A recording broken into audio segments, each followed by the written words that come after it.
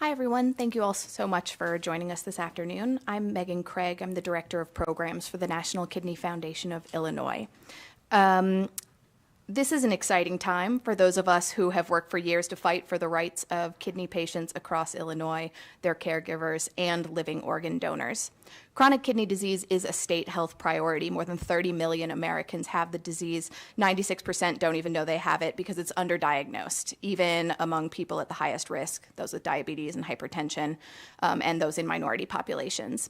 When kidney disease progresses, people are at higher risk of heart complications, complete kidney failure, and early death. When kidneys fail permanently, known as end-stage renal disease, patients must rely on either dialysis or a kidney transplant for the rest of their lives. Nearly 3,500 people in Illinois are on the waiting list for a kidney transplant today, but by the end of 2018, only about 270 people had received one from a living donor. As a professional in the kidney disease and transplantation spaces, and as a living donor myself, I know of the challenges faced by many living donors in Illinois and of the barriers that keep many would-be donors from giving this life-saving gift. We know we need to increase the number of living donors in Illinois, and that's why we hope all legislators will vote in support of two exciting bills to protect the health and finances of living donors, HB 2847 and SB 68. The best health outcomes for transplant patients are those organs given by living donors. However, living donors face steep challenges. They're often out of work for testing, evaluation, surgery, and post-op care without time off or pay off, for time off from work. Most organ donors only receive a few days of leave, and it typically takes weeks to recover. So I want to briefly talk about SB 68, one of the two bills. It would achieve the goal of helping living donors get the right to time off that they deserve, and in particular, paid time off.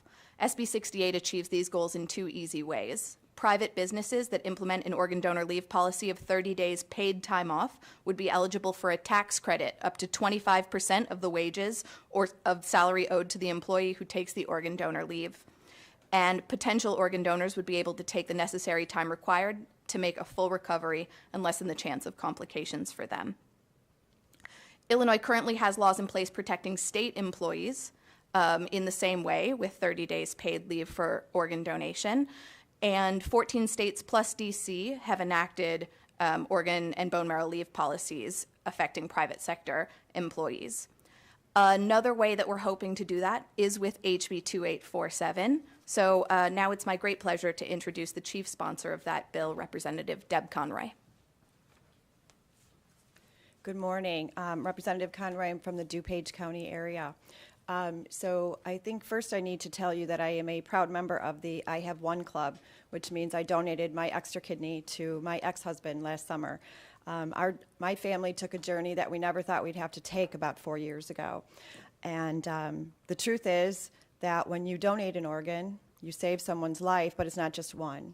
So my ex-husband and I have 4 sons, and now their dad is back out on the golf course with them, and they have many, many rounds of golf to play because of it. During this time, I came to find that some donors have faced discrimination obtaining and affording life, disability, or long-term insurance because of higher premiums or non-covered coverage based solely on their status as a living donor.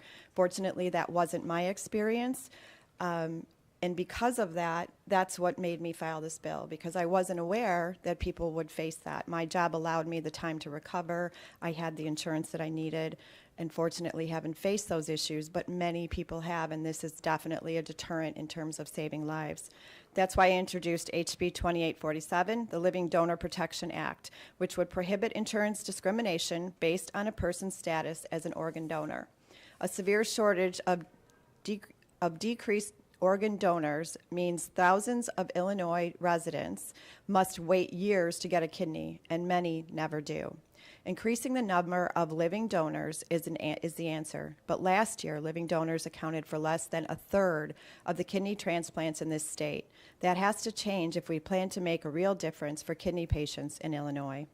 Research has shown that people who donate a kidney are likely to live just as long as similarly healthy people who don't donate.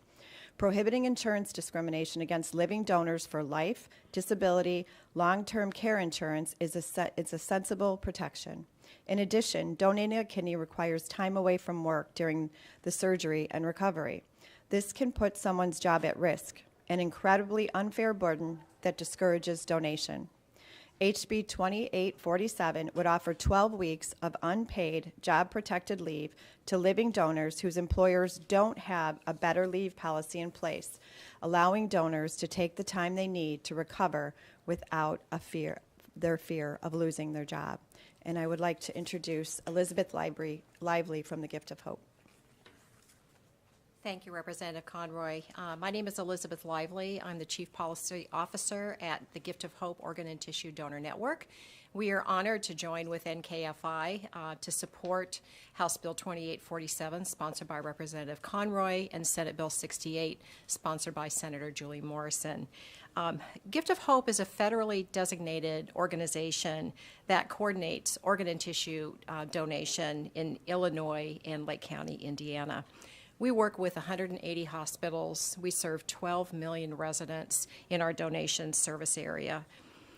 We believe that donation benefits every family. Last year, more than 3,000 families agreed to the gift of organ and tissue donation, a 100% increase from 2012. Last year, for organ donation, we worked with the families of 461 amazing donors, and 1,300 organs were available for transplant as a result of that work. But that work is far from over because the wait list keeps growing. In Illinois alone, there are more than 3,000 individuals that are on the waiting list for a kidney transplant. They're already working with the transplant center. They've already been deemed medically suitable for transplant. They are waiting for the organ. These two bills will broaden the community of organ donation, add living donation to this incredible work that is going on. These two bills reduce barriers to the living donors who are so desperately needed here in the state of Illinois and nationwide. So I urge support of these two bills. Thank you very much. If anybody has any questions, we're happy to take them. Okay, thank you so much.